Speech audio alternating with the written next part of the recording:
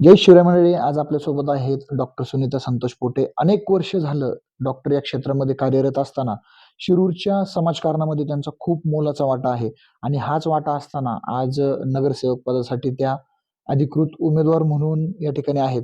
तर मला एक सांगा, समाजकार्य करत असताना राजकारणात का येऊ वाटलं?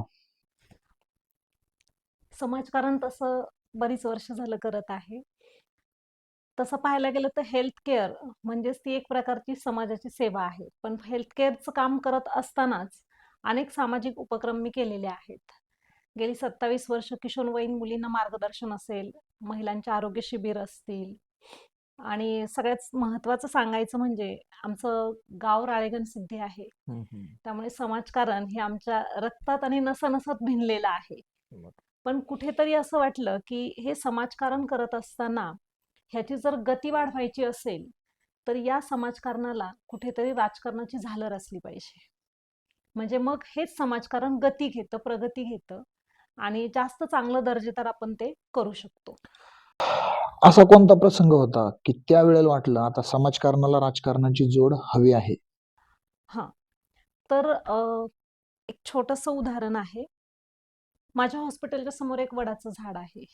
तर तिथे सगळ्या महिला आपल्या संस्कृतीमध्ये वटपौर्णिमेला महिला येतात. लग्न झालेल्या महिलेपासून ते अगदी 70-80 वर्षाची वयोवृद्ध महिला असली तरी ती येत असते.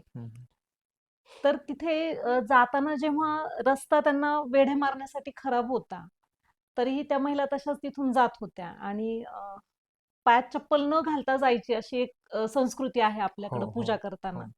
तर त्यावेळेला त्यांची तिथे ती झालेली हेळसांड मी ओपीडीतून माझ्या समोर ती मला दिसली.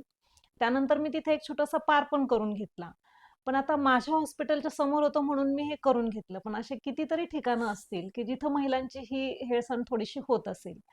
मग आता रस्ते नीट पाहिजेत, जागा नीट पाहिजेत आणि त्यासाठी कुठेतरी राजकारणात जर मी असेल, तर वरून निधी आणून मी ते काम करून घेऊ शकते.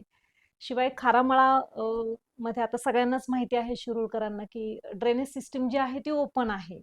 तर आता मी हेल्थ केअरमध्ये काम करते, आरोग्याचं काम करते आणि ओपन ड्रेनेज सिस्टीमचे काय ड्रॉबॅक्स आहेत, त्याच्यापासून कसे साथीचे आजार फैलावतात आणि लोकांचं आरोग्य कसं धोक्यात येतं, हे मी चांगलं जाणते. तर खूप त्याचा पाठपुरावाही केला, पण ते काही क्लोज ड्रेनेज सिस्टीम अजून झालेली नाही. तर मला असं वाटतं, की समाजकारण करता-करता राजकारणात गेल्याशिवाय हे काही ड्रेनेज क्लोज होणार नाहीत. बरोबर आहे. आता काल परवा मालेगावला एक घटना घडली 3 हां. वर्षाच्या मुलीबद्दल आणि आपण जर पाहिलं तर आता बिबट्या आपल्या शहरामध्ये पण आलाय. हं. सीसीटीव्हीचे बरेचसे प्रश्न आहेत. ह्या सगळ्या प्रश्नांचं एक आळा बसवण्यासाठी काय करू शकाल? खूपच चांगला प्रश्न आहे हा. सध्या तर बिबट्याची दहशत आपला पूर्ण अहिल्यानगर आणि पुणे जिल्हा पाहतोच आहे, की अक्षरशः वॉकला जाणाऱ्या महिला बिबट्यांना पाहतायत. काल परवात आपल्या इथं नदीकाठचं गाव आहे हे. नदीकाठी बिबटे वगैरे बऱ्यापैकी असतात. तिथून रात्री अपरात्री बिबट्यांचं प्रमाण वाढल्यामुळे नागरिकांमध्ये दहशत निर्माण झालेली आहे. तर याच्या अटकावासाठी आपल्याला पिंजरे तर लावलेच पाहिजे. शिवाय नदीकाठचा तो जर भाग आपल्याला बंद करता आला, तर नदीकाठी लागून जी वसाहत आहे, अगदी काही बिल्डिंग खेटून आहेत नदीच्या काही अंतरावरती, तर तिथे थोडाफार निदान शहरी वस्तीमध्ये तरी डायरेक्टली त्यांना येता नाही येणार. बरोबर. म्हणजे अक्षरशः आता असं झालंय, की दारात बिबट्या दिसतोय की काय? हं, हं. म्हणजे आणि शिक्षणाबरोबरच हं. मुलांचं खेळण्याचं प्रमाण असेल किंवा मनोरंजनासाठी शिरूरमध्ये अनेक गोष्टींची कमतरता आहे. ह्या कशा पद्धतीने तुम्ही क्लिअर कराल?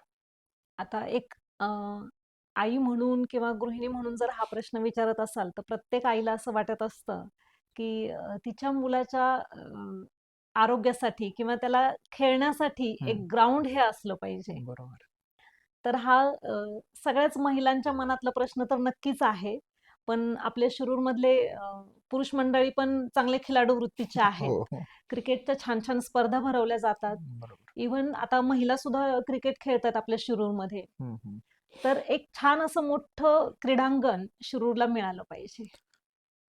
जसं शाळेमध्ये निबंध लिहायला जातो, हां, की मी डॉक्टर झालो तर.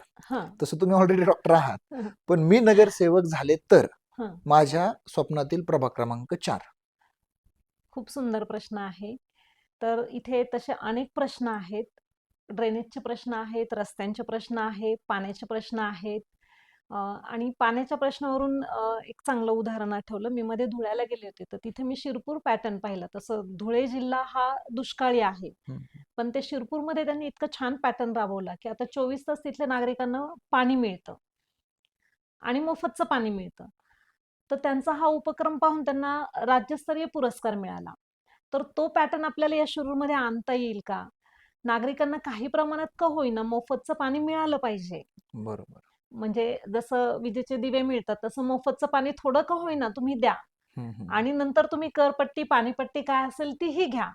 पण थोडंफार तरी तुम्ही त्यांना मोफतचं दिलं पाहिजे. बरोबर. शिवाय ड्रेनेज सिस्टीम जी आहे ती क्लोज झाली पाहिजे. रस्ते छान झाले पाहिजेत आणि शिरूरला क्रीडांगण झालं पाहिजे, नाट्यगृह झालं पाहिजे. आपल्या शिरूरमध्ये आता सांगायला मला आनंद वाटेल, की अजय अतुल सारखी जी जोडी आहे, हो, ती आपल्या आपल्या शिरूरमध्ये. शिरूरमधून बाहेर पडलेली आहे. बरोबर. इथल्या विद्याधाम शाळेमध्ये त्यांचं शिक्षण झालेलं आहे. मग जर असे कलावंत ह्या शिरूरनं दिलेले आहेत, तर आपल्या शिरूरमध्ये एक नाट्यगृह झालं पाहिजे. कारण कलावंतांची ही तशी नगरी आहे. फडासारखा चित्रपट इथूनच बरोबर हे आहे. हो. झालेला आहे, की ज्याला नॅशनल अवॉर्ड मिळाले. कोती चित्रपट कोती आहे. चित्रपट आपलाच. अनेक इंटरनॅशनल अवॉर्ड्स तिथे अवॉर्ड्स मिळालेले आहे. आहे. बरोबर. म्हणजे अ, कला जोपासणारे शिरूरकर आहेत. तर अधिरमन त्यांच्यासाठी एक नाट्यगृह आपल्या शिरूरला मिळालं पाहिजे. बरोबर. अधिरमन झालं या गाण्यासारखं गाणं हो. आपल्याच शिरूर ओपीडीमध्ये लिहिलं भागात. गेलं येस, होतं. Yes, yes, yes. तर या होत्या प्रभाग क्रमांक 4 मधील नगरसेवक पदाच्या अधिकृत उमेदवार डॉक्टर सुनीता संतोष पोटे. तर यांच्या स्वप्नातील प्रभाग क्रमांक 4 कसा असावा हे तर तुम्ही यातून पाहिलंच. आता सगळं तुमच्या हातात आहे. धन्यवाद. Thank you.